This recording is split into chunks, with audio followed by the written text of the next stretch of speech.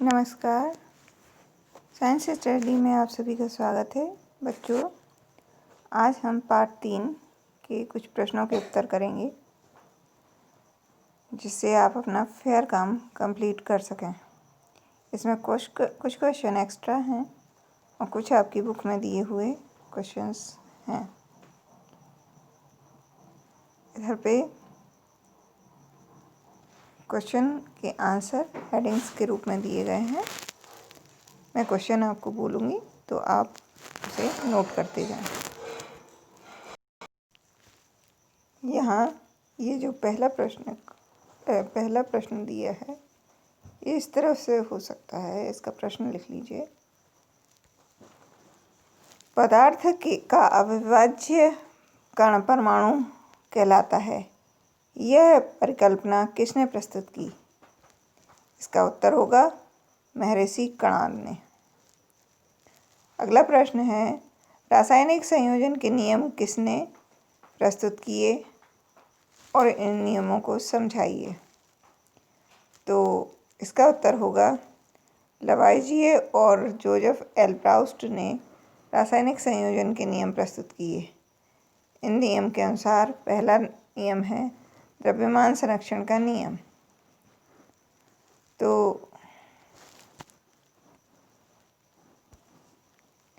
इधर पे देखिए, किसी रासायनिक अभिक्रिया में द्रव्यमान का ना तो सृजन किया जा सकता है और ना ही विनाश।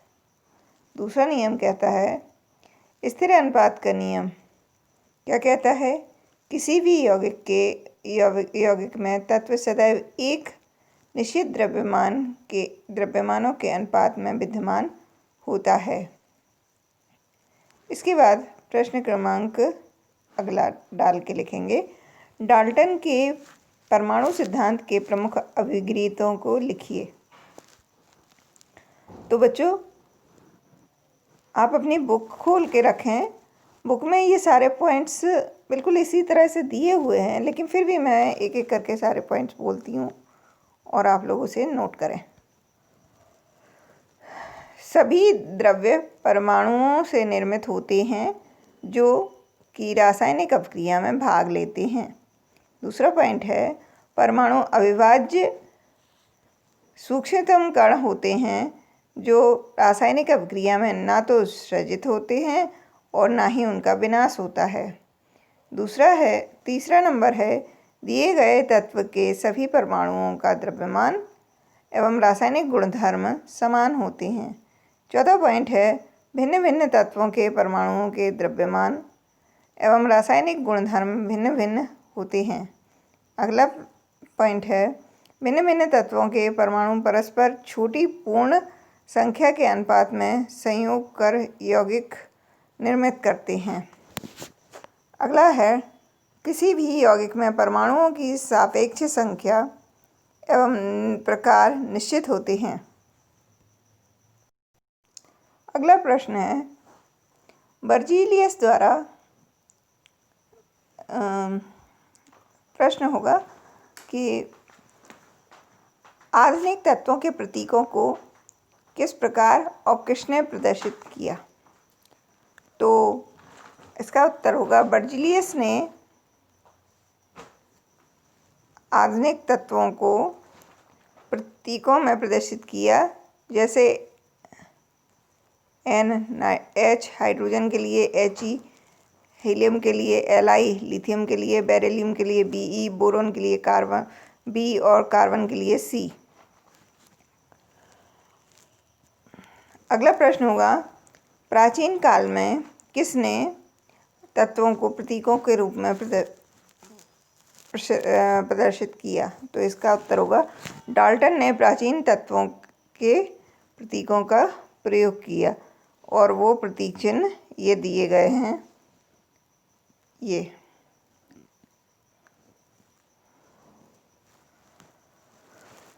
अगला प्रश्न होगा,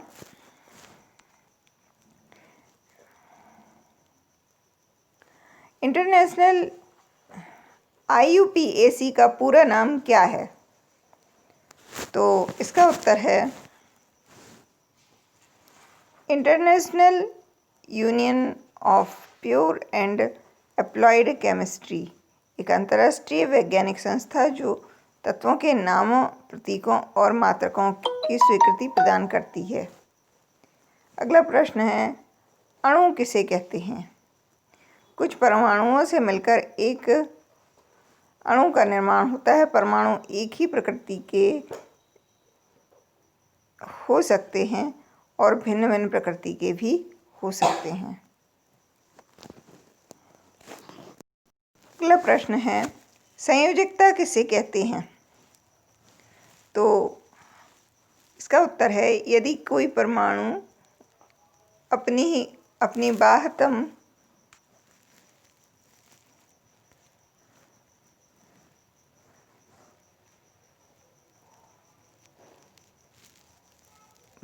कक्षा को पूरा करने के लिए जितने इलेक्ट्रॉनों को देता है या जितने इलेक्ट्रॉनों को लेता है, यानी उसमें जितने इलेक्ट्रॉनों को त्यागने की या ग्रहण करने की क्षमता होती है, वही उसकी संयोजकता कहलाती है। जैसे सोडियम का परमाणु संख्या है 11, तो 11 का इलेक्ट्रॉनिक विन्यास होता है 2, 8, 1। तो यहाँ पे प्रत्येक परमाणु ये प्रयास करता है कि उसके अंतिम कक्षा में इलेक्ट्रॉनों की संख्या 8 हो। इधर पे क्योंकि अंतिम कक्षा में इलेक्ट्रॉन की संख्या 1 है, तो उसकी संयोजकता 1 ही होगी। क्योंकि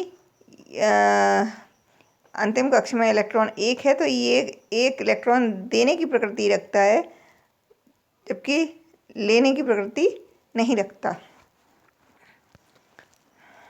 अगला प्रश्न है, यौगिक के अणु।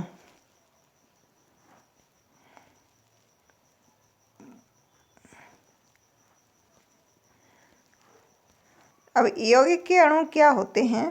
तो इसका आंसर क्या होगा? यौगिक के अणु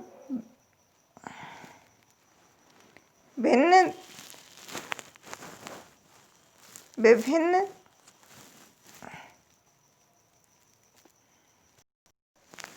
परमाणुओं के एक निश्चित अनुपात में परस्पर जुड़ने से यौगिक का निर्माण करते हैं। अगला है आणविक द्रव्यमान। तो किसी पदार्थ का आणविक द्रव्यमान उसके सभी संघटक परमाणुओं का द्रव्यमान का योग होता है। जैसे H2O का आणविक द्रव्यमान हाइड्रोजन का 1 है आणविक परमाणु द्रव्यमान, और ऑक्सीजन का 16 है। तो H2O का आणविक द्रव्यमान होगा, क्योंकि हाइड्रोजन के 2 अणु हैं, तो 1 × 2 + 16, तो इसका आणविक द्रव्यमान हो जाएगा 18U। इसी प्रकार अगला प्रश्न होता है, मोल किसे कहते हैं? तो इसका उत्तर होगा,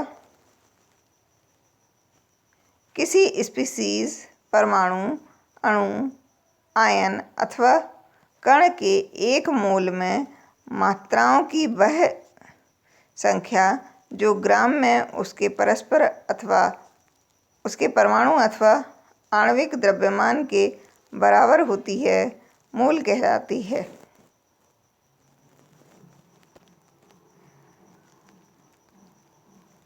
तो बच्चों, आज के वीडियो में बस इतना ही। आगे के प्रश्नों के उत्तर अगले वीडियो में करेंगे।